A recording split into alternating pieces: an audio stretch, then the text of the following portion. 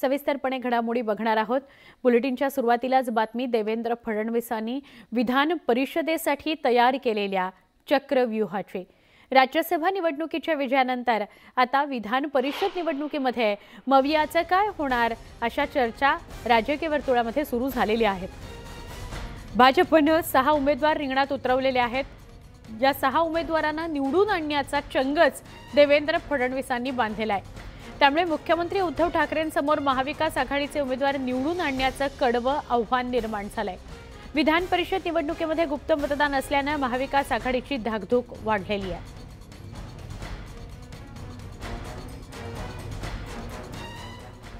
राज्यसभा निवडणुकीनंतर आता विधान परिषदेतही भाजपने महाविकास आघाडीला धक्का देण्याची तयारी सुरू केली आहे। तसा थेट इशाराच आता भाजपचे नेते देऊ लागलेले आहेत।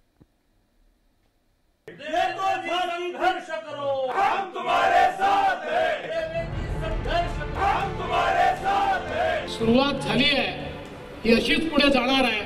आपल्याला या महाराष्ट्रामध्ये आणि या मुंबईच्या महानगरपालिकेवर भारतीय जनता पक्षाचा भगवा लावायचा आहे। त्याकरता आपण सगळ्यांनी तयार राहावं। राज्यसभा विजयानंतरचा भाजपचा हा आनंदोत्सव।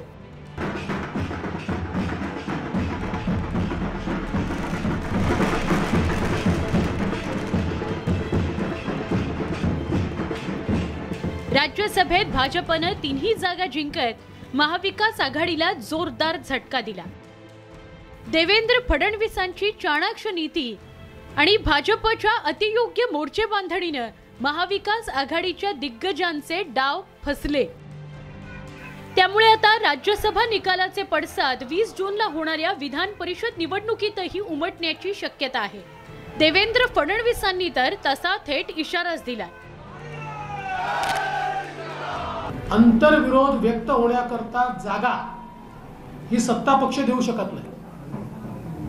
अंतर्विरोध आणि राग व्यक्त होण्याकरता जागा विरोधी पक्षच देऊ शकतो। आणि म्हणून आम्ही जो उमेदवार या ठिकाणी उभे केले आहेत त्यांच्या माध्यमातून हा विरोध व्यक्त होईल आणि तीही जागा आम्ही प्रयत्नांची शर्थ करून निश्चितपणे निवडून आणू, हा मला विश्वास आहे।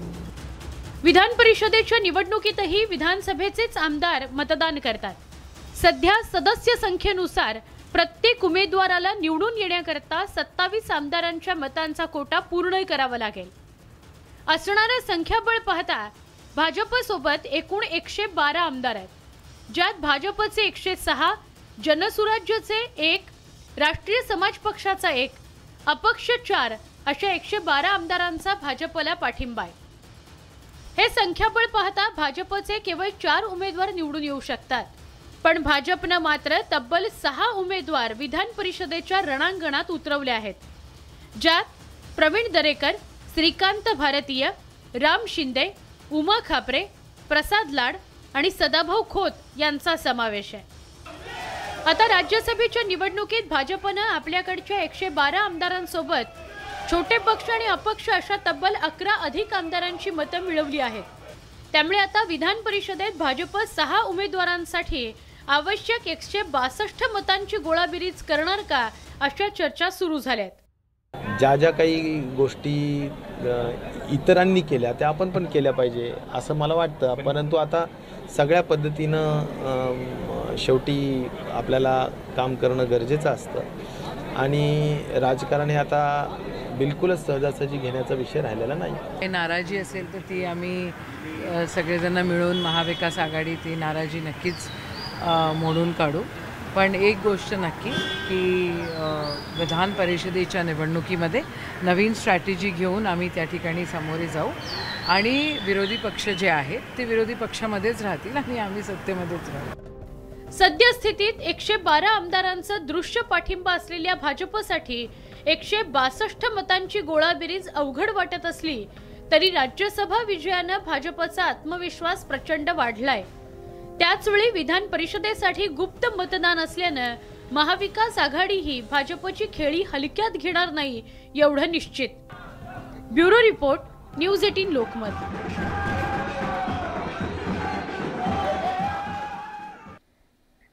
राज्यसभेमध्ये देवेंद्र फडणवीसांनी रचलेल्या चक्रव्यूहात शिवसेनेचा संजय धारातीर्थी पडला। राज्यसभेत 6व्या जागेसाठी महाडिक आणि पवारांमध्ये चुरस होती, मात्र संजय पवारांचा पराभव झाला आणि भाजपने मुख्यमंत्र्यांवर तोंडसूख घेतलं। सरकार चालवून दाखवा, नंतर जिंकण्याची भाषा करा, अशी घणाघाती टीका भाजपने उद्धव ठाकरेंवर केली आहे। माननीय मोदीजींवर विश्वास ठेवून महाराष्ट्राच्या जनतेनं भारतीय जनता पक्षाला सर्वाधिक जागा देत शिवसेनेसोबत सत्ता दिली होती, पण या सत्तेचा अपमान झाला आणि ही सत्ता बाजूला सारून आमच्या पाठीत खंजीर खुपसून जी नवीन सत्ता तुम्ही तयार केली, किमान ती सत्ता तरी चालवून दाखवा। महाराष्ट्र जेव्हा उद्धव ठाकरे सीएम झाले तेव्हा जे नाही बोलला ते मी ऑलरेडी बोललेली आहे की आपण जो राजा आपला आत्ता आहे तो आपल्या प्रजेसाठी किती ठीक आहे हे आपल्या सगळ्यांना ठाऊक आहे, पण त्यावेळेस कोणी बोलत नव्हतं। आता प्रत्येक माणूस ते बोलतंय, तर मला बोलण्याची गरज नाही। त्यामुळे मोडेल पण वाकणार नाही भूमिकेतून ते वाकले नाहीत आणि त्याच्यामुळे राज्यसभा निवडणूक लागली आणि मग अशा प्रकारची परिस्थिती निर्माण झाली।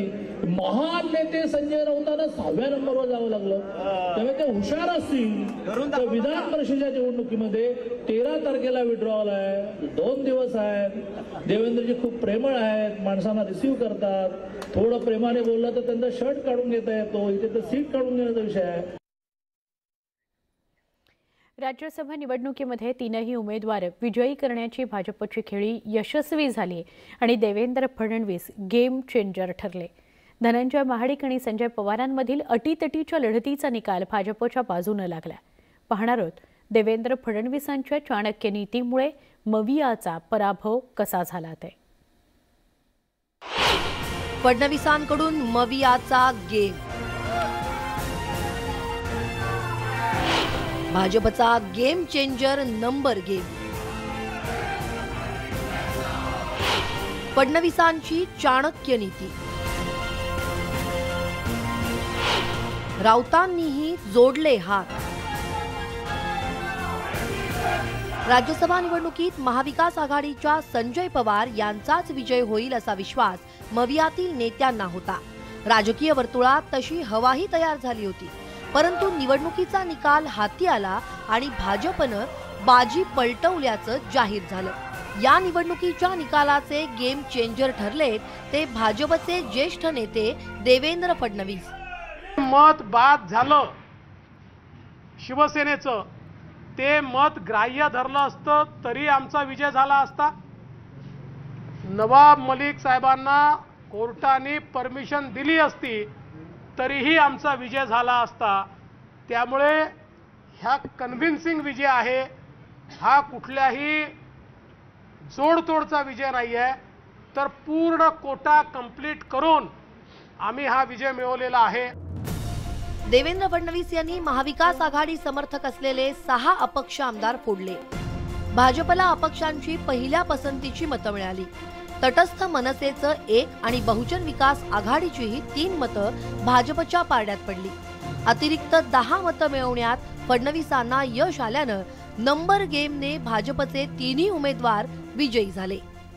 निश्चितच विजयाची खात्री होती, हे मी अर्ज भरण्याच्या आधीच सांगितलेलं होतं। ज्या दिवशी माझं नाव घोषित झालं दिल्लीवरून, त्याच दिवशी मला विजयाची खात्री होती, कारण जर संख्याबळ जमत नसतं तर माझं नावच घोषित फडणवीस साहेबांनी केलं नसतं असा मला एक विश्वास वाटतो। आणि अर्ज भरताना मी सांगितलं होतं की काहीही झालं तरी भाजपच्या 3ही जागा निवडून येतील, हे मी अर्ज भरताना सांगितलं होतं आणि तो आज शब्द फडणवीस साहेबांचा खरा ठरलाय। दरम्यान राज्यसभा निवडणुकीत भाजपकडून जोरदार धक्का बसलेल्या महाविकास आघाडीच्या नेत्यांनी अपेक्षेप्रमाणे टीका केली। विरोधकांनी ईडीच्या धाडी आणि रडीच्या डावावर पराभवाचं खापर फोडलं असलं तरीही फडणवीसांच्या चाणक्य नीतीचं राऊतांनीही कौतुक केलंय। दिल्लीतल्या निवडणूक आयोगावर दबावामुळे 1-2 ज्या पद्धतीने आमची मतं बाद झाली त्या पद्धतीने त्यांचीही मतं बाद करण्यासाठी आम्ही पत्र लिहिलं होतं, पण निवडणूक आयोगानं त्यांना फेवर केलं आणि आमचं मत बाद केलं। अशा प्रकारे जर केंद्रीय तपास यंत्रणा निवडणूक आयोगाला वापरून तुम्ही निवडणुका जिंकणार असाल, त्याला विजय कसा मिळाला? जिंकलात पण विजय नाही।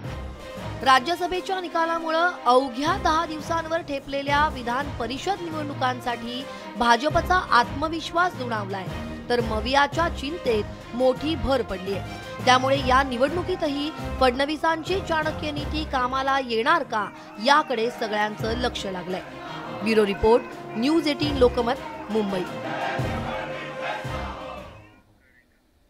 आज मुख्यमंत्री उद्धव ठाकरे यांची वर्षा या निवासस्थानी भेट घेतली। सलग चौथ्यांदा राज्यसभेवर निवडून जाण्याची संधी दिल्याबद्दल मी उद्धव ठाकरे यांचे आभार मानले, असं संजय राऊतांनी म्हटलेलं आहे। संजय राऊतांनी राज्यसभेवर निवडून आल्यानंतर उद्धव ठाकरेंची भेट घेतली। सलग चौथ्यांदा राऊत यांना राज्यसभेवर पाठवले, त्याबद्दल मी उद्धवजींचे आभार मानले, असं संजय राऊत म्हणाले। काही छायाचित्र आपल्यापर्यंत पोहोचली आहेत। वर्षा या निवासस्थानी संजय राऊत उद्धव ठाकरेंना भेटायला गेलेले होते। एकनाथ शिंदे दृश्यांमध्ये दिसत आहेत, आदित्य ठाकरे आहेत।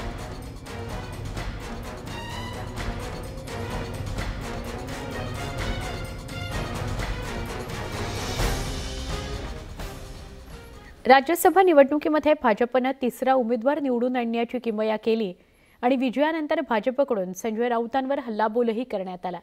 राजकीय लढाई शिवसेना आणि भाजपमध्ये झाली, मात्र टार्गेट संजय राऊत झाले।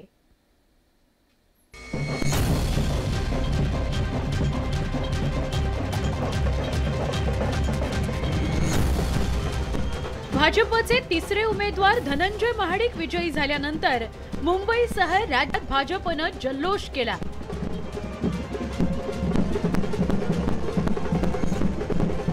भाजपची लढाई शिवसेनेच्या विरोधात होती। भाजपकडून मुख्यमंत्री उद्धव ठाकरे आणि शिवसेनेच्या इतर नेत्यांवर टीका करण्यात आली नाही, मात्र संजय राऊतांवर सगळ्याच नेत्यांनी घणाघाती टीका केली। देवेंद्र फडणवीसांनी तर संजय राऊतांच्या जिव्हारी लागणारी तिखट टीका केली। आमचे धनंजय महाडिक यांना त्या ठिकाणी 41 पॉइंट काही मतं मिळाली, 41.56 मतं, जी शिवसेनेचे ऑफिशियल कॅन्डिडेट संजय राऊत यांच्यापेक्षा जास्त आहे। राज्यसभा निवडणूक घोषित झाल्यापासून मविया आणि शिवसेनेकडून संजय राऊत किल्ला लढवत होते। शिवसेनेचे संजय पवार निवडून येणारच असा दावा करत संजय राऊतांकडून भाजपवर जोरदार टीका केली जात होती। भाजपला डिवचण्याचं काम संजय राऊतांकडून वारंवार सुरू होतं, मात्र निकालात शिवसेनेच्या उमेदवाराचा पराभव झाला। हाती आलेल्या नामी संधीचा फायदा करून घेत भाजप नेत्यांनी संजय राऊतांचा हिशोब चुकता केला। परफेक्ट डोक्यातला प्लॅन इम्प्लिमेंट करून देवेंद्रजींनी एका अर्थाने 6वी सीट काढली आणि त्यांचं हे टार्गेट होतं की संजय राऊतांपेक्षा माझ्या कॅन्डिडेटला किमान अर्धा मत तरी जास्त मिळणार। तसं झालं। धनंजय माडकांना 41.56 मतं मिळाली, म्हणजे 41.5 मतं, आणि राऊतांना 6व्या नंबरवर जावं लागलं, 41 मतं। निवडणुकीमध्ये विक्ट्री केलेली आहे। नुसती विक्ट्री नाही, त्यामध्ये संजय राऊत हे 6व्या नंबरवर गेले आणि थोडक्यात बचावले। मी आपल्याला सांगेल, थोडी जर आमची रणनीती अजून आम्ही जरा वेगळी वापरली असती तर संजय राऊत सुद्धा या निवडणुकीतून बाहेर गेले असते। राज्यसभा निवडणुकीचं राजकीय रामायण आता संपलंय। आता 20 तारखेला विधान परिषद निवडणुकीचं राजकीय महाभारत रंगणार आहे। राजकीय कुरुक्षेत्रावर भाजप पुन्हा विजय मिळवणार की महाविकास आघाडी पराभवाचं उट्ट काढणार, याकडे सगळ्यांचं लक्ष असणार आहे। Bureau report, news 18 Lokmat. Rajya Sabha निवडणुकीमध्ये दगा देणाऱ्यांना, अपक्षांना विकास निधी देताना विचार करावा लागेल, असा इशारा राज्याचे मदत आणि पुनर्वसन मंत्री यांनी दिलाय। राज्यसभेच्या निवडणुकीमध्ये दगा देणाऱ्या अपक्ष आमदारांना पाहिलं जाईल, असा धमकीवजा इशाराच त्यांनी दिला आहे। जर आमच्या बरोबर राहून कामं विकासाची करून घ्यायची, निधी उपलब्ध करून घ्यायचा आणि मग बाकीच्या मार्गाने मदत तिकडे द्यायची, हा काही जो प्रकार आता सुरू आहे तर नक्कीच पुढच्या आम्ही आता या लोकांना कशाला निधी उपलब्ध करून देऊ त्यांच्याकडे. हे जर असते एकतर सरकार म्हणून काम करत असताना त्यांनी पाठिंबा दिला, पाठिंबा देऊन सोबत होते.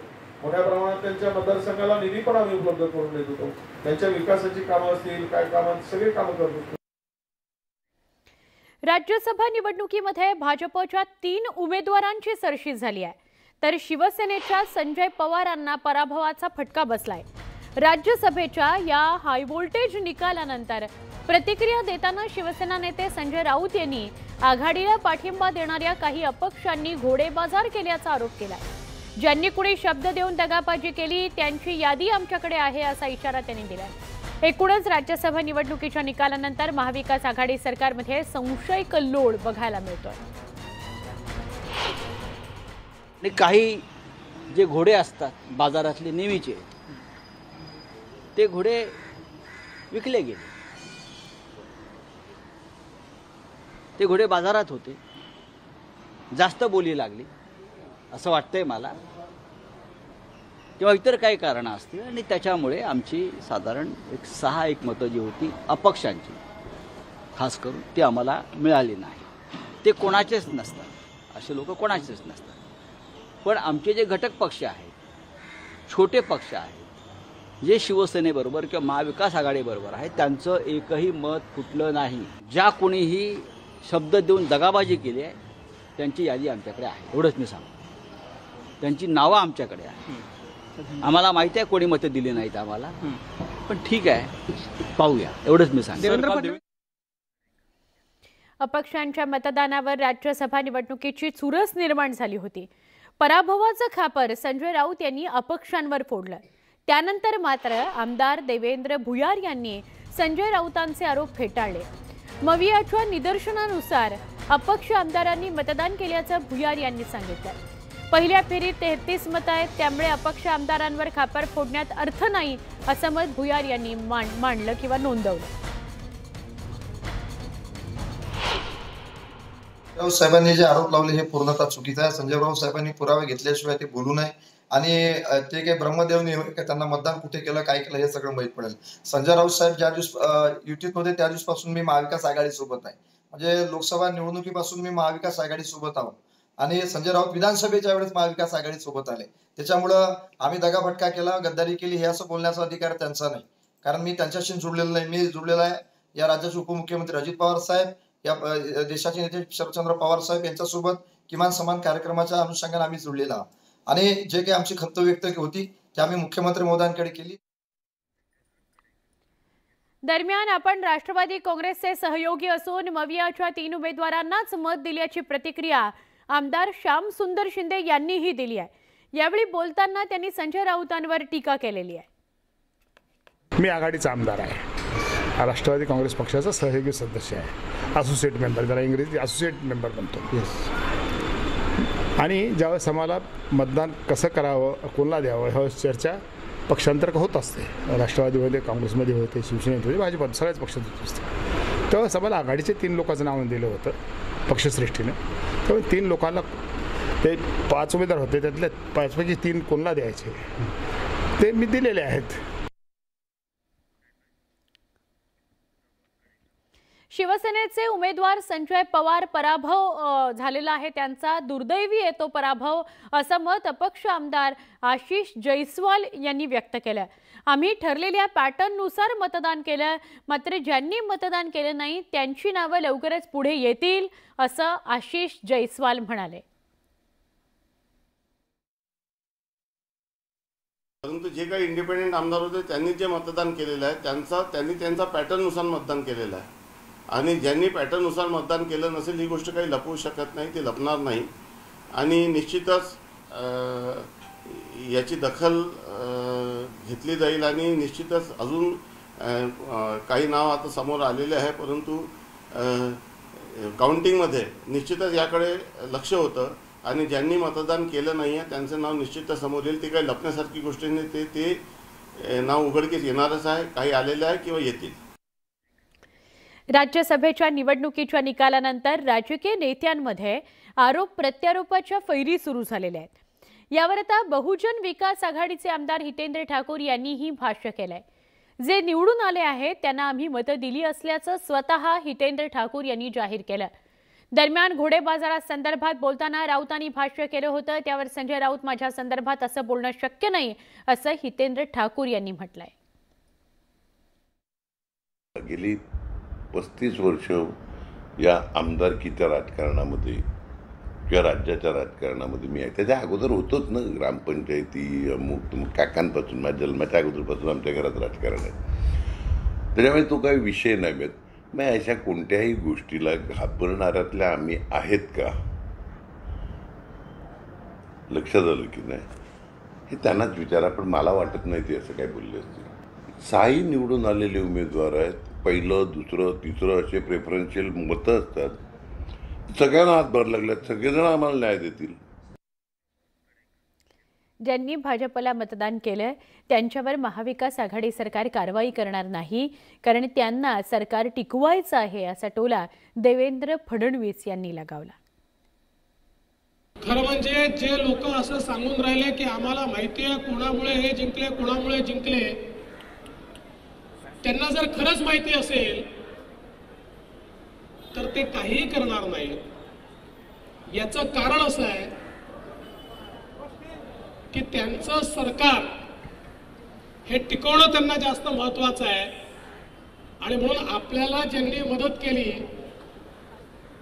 त्यांच्यावर कारवाई करायला जर निघाले ते तर निघूनच जातील, पण जे यांच्या प्रेशर खाली मदत करू शकले नाही पण मनाने आपल्यासोबत राहिले तेही निघून जातील। महाविकास आघाडीत सारं काही आलबेल नसल्याचं पुन्हा एकदा समोर आलंय। राज्यसभेच्या 6व्या जागेवर महाविकास आघाडीचा पराभव झाल्यानं आता मवियातील नेते एकमेकांवर आरोप प्रत्यारोप करतायत। अपक्ष आमदारांच्या संपर्कात शिवसेना होती, अपक्षांची जबाबदारी शिवसेनेवर असल्याचं सांगत जयंत पाटील यांनी हात वर केलेले आहेत। 5 ते 6 अपक्षांनी मवियाच्या उमेदवाराला मतदान केलं नाही, तसंच आम्ही पहिल्या पसंतीच्या मतांकडे लक्ष केंद्रित केलं, दुसऱ्या पसंतीच्या मतांनी घात केल्याचं पंढरपुरात बोलताना जयंत पाटील म्हणाले। कोणी कशा पद्धतीनं शेवटी शिवसेना त्याचं मॉनिटरिंग करत होती, प्रत्येक अपक्ष सदस्यांशी त्यांचा संवाद होता आणि त्यांना ते मार्गदर्शन करत होते। त्यामुळे त्यांनी शिवसेनेने त्यांच्याशी काय चर्चा केली, कुणाकुणाची मतं कशा प्रकारे घेण्याचं ठरलेलं होतं त्याचा तपशील माझ्याकडे नाही। त्यामुळं मी कोणत्याही सदस्याचं आज नाव घेणं योग्य नाही। मुंबईला गेल्यावर सविस्तर चर्चा होईल। या आणि अशा अजून काही महत्त्वाच्या घडामोडी आपण बघूया दिवसभराच्या बातम्यांमध्ये। इथे एक छोटासा ब्रेक, पहा फक्त न्यूज 18 लोकमत।